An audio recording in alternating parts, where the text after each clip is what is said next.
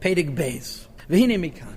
From this discussion, and this discussion means the Yesh Me'ayin discussion. Forget the Yossi. In other words, forget the shir of Ches Sivan. Go back to Zion Sivan again. Mikan. We talked about the idea of Esavas B'chol Regel, which is critical.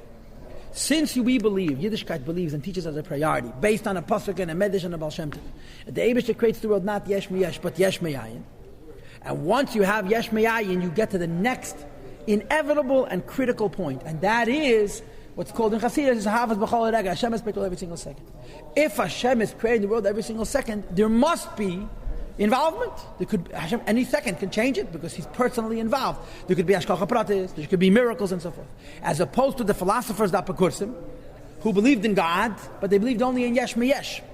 So it's not only a chilik of what Hashem creates, and they believe that the Ruchni, the Chemedak was Kadmen, that the material of creation always was. They're saying Hashem's connection to creation is from a distance. He creates it once and He goes off to the heavens, and He has no shaykhs to the lower world. V'hine mikan.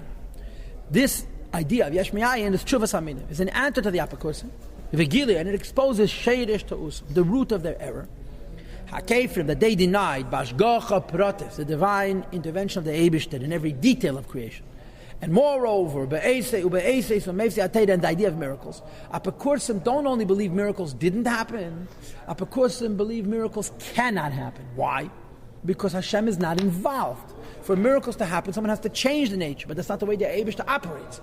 Hashem is involved only from a distance. He's Meniyas HaGalgal, He's involved indirectly, because since they believe in Yesh Me'yesh, what Chassidus calls Ilo V'Yolo, it doesn't have to be every single second. So He's involved from a remote place. If He's involved from a remote place, He doesn't get involved, and later on we'll see He cannot get involved according to the Apakursim, in the Iyam from Yediyah. Since He's not involved, He can't change it. If He cannot change it, there can't be any miracles. And there can't be Hashgacha Pratis. But we disagree fundamentally. And this is already a religious issue. This is not a philosophy issue. What is the philosophical basis for our arguing with emphasis that there is Hashgacha Pratis and there's Eisus Meifsim, Yesh Me'ayin? Because Yesh Me'ayin engages the Creator in creation. B'chol rega v'rega. There's no such thing as indirect involvement. The Apakursim, that means Aristotle Vesayate, made the error in their false imagination based on the following premise. They make a comparison between the acts of God who's creating heaven and earth to the work of man and his schemes. And notice the word Enesh, which is the weakest denotation for man, as I told you the other day. Key, and here's the example. When a craftsperson makes a vessel, he makes an earthenware vessel. Shuv eina kli tzarich adei. The vessel no longer needs the craftsperson. The person has removed his hands from this vessel. Moreover, he's gone out into the market. The Rebbe has a diak. In other words, he's not even thinking about the vessel. The vessel doesn't disappear. It continues to exist in its form and in its essence, mamish. Just the way he made it. And it's going to last for a very, very long time, relatively speaking. So these fools compare where Hashem creates the world. Their eyes have been smeared closed from being able to see the huge distinction between the acts of man and his schemes, which is simply creating from one physical entity a different physical entity. He's simply changing the form and the gestalt. Turn the page. From a raw piece of silver, litmunas kli, to the form of a vessel. So he hasn't created silver, simply given it a different shape. And remember, the new shape already exists in the possibility of raw silver because it continues to be solid and it has the chemical properties that it had as raw silver. The exact same chemical properties exist as it's been shaped into a silver vessel. You haven't changed the silver fundamentally. Says the Rebbe, but when it comes to creation, that it comes from a thing, from a non-thing into a thing. And when something is coming from a non-thing into a thing, it requires constant intervention, constant involvement. Now you should know, you'll hear today in the scientific community also talking about ex nihilo. But ex nihilo in science today means quantum changes and things appearing and disappearing. But really, it's not from nothing into something. It's from nothing in this physical form to nothing to a different physical form, or nothing that you could see here to nothing you can see someplace else.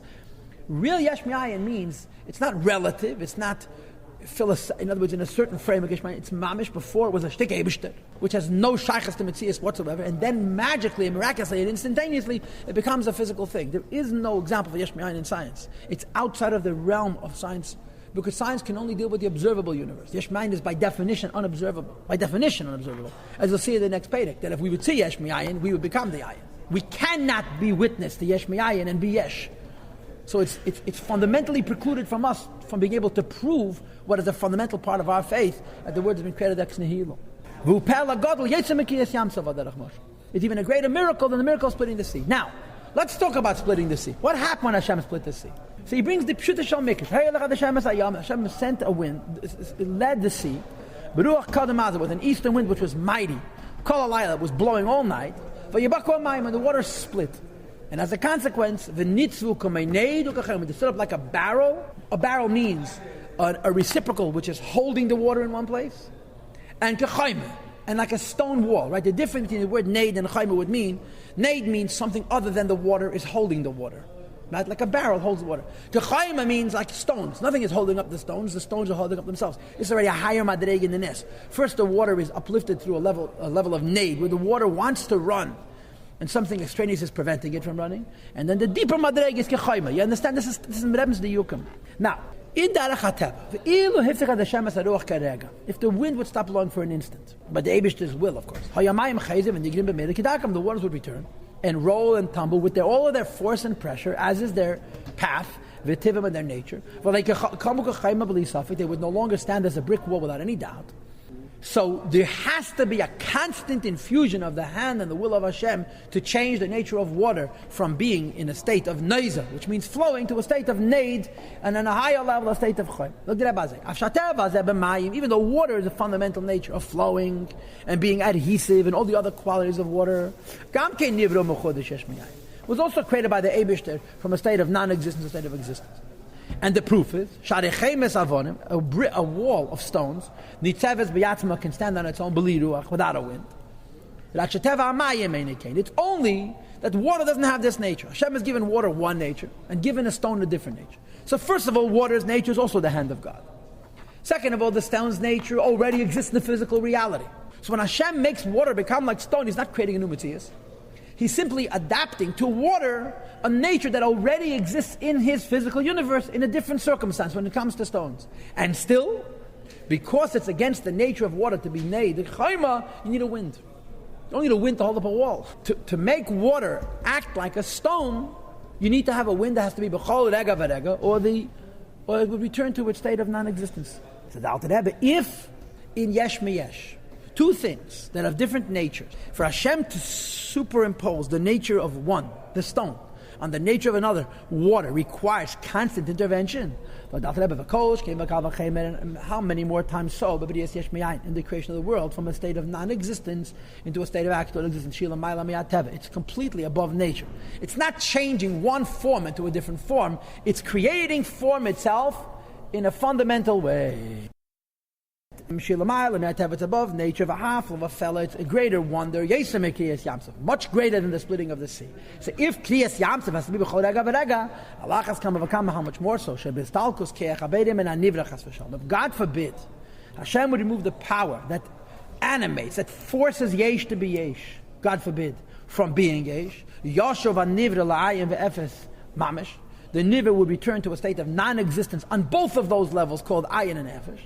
And therefore, Ella, it's imperative, it's must, that Tzarach li is keach apel benifal tamid, has to be power of the Creator in the creation constantly. Lachayis to give it life, which is neshama, or the kaima to give it existence, which is guf, which is, we'll call the animating force. Now, I want to make a very important observation that Rebbe makes in his sichos, and that is, this seems to be a raya of seichel. What's the raya for yesh meyayin? Kiyas yamsef, seichel. But the Rebbe says that it's not enough of a raya, because, but the Eibishter could be nimnan them noise. I mean, tzad ninna noise, the Eibishter wants, He could make a world that He creates one instant and it should last forever, and it wouldn't need renewal from the Eibishter. But that would be l'mayla min ha-seichel. And therefore, this is only a seichel de keraya. Above the seichel de keraya, you need a pasuk. That the pasuk says, "La'elam avayit dvarcha nitzav b'shemaim." Tate is testifying that although Eibush has a keach, l'maylo min haseichel, that he shouldn't have to be b'chol rega v'rega, but Tate is telling you, first of all, api seichel has to be b'chol rega v'rega, and second of all, Tate says that in amitis ha'inyanim, the Eibush actually made the world this way, not because it needs to be this way, it's because the Eibush wants it should be achdus. And he says, goes back to the same point what you had at the end of Perek Aleph, and I'm really wondering why the Alter Rebbe keeps going back to Asius. And this pav yesh miyayin goes through the procedure of bechinas eis adiba, the words of speech, masanim amaris, or the 10 utterances shebehen nivru, from which the world was created.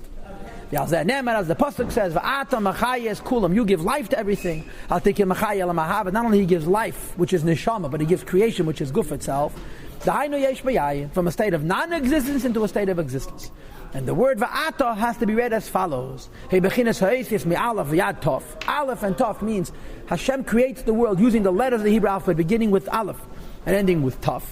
And v'ha'hei, the letter hey metzayis ha'peh, which are the 5 sources of the different sounds, which is makei ha'esis, the source of the letters. We have menatzpach, mem, nun, tzadik, pei, chaf, which are the esis that are the root of the 22 letters. Some come from the throat, some come from the palate, some come from the teeth, some come from the lips, and some come from the tongue. And these are 5 basic sources of all of the different esis. That's what the hey represents.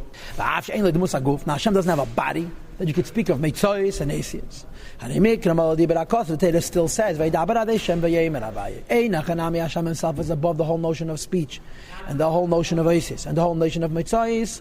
Nevertheless, there's a hishtalshalos. And in this scheme of hishtalshalos, we speak about Malchus being Hashem's mouth, and Kvayachol there being Hey Metzois. We begin as his galus. It's the revelation and coming down to us of Hachav Beis Esis, El Yenes, the 22 letters. First of all, the Nevi'im to the prophets. It manifests in their wisdom and their intellectual reach. And the vision of prophecy. And it also comes down, not just into their mind, but into their levushim, oisius of thought and speech. As the pasuk says, Ruach Hashem diber bi, the Spirit of Hashem speaks inside me. That goes on Seichel and Asaga. Umilasei alasheni, his words on my tongue. This goes on Machshava v'diber. So just like in Nevuah, when the Navi speaks, the words that he's saying are the words of the Eibishter, even though Hashem doesn't have words.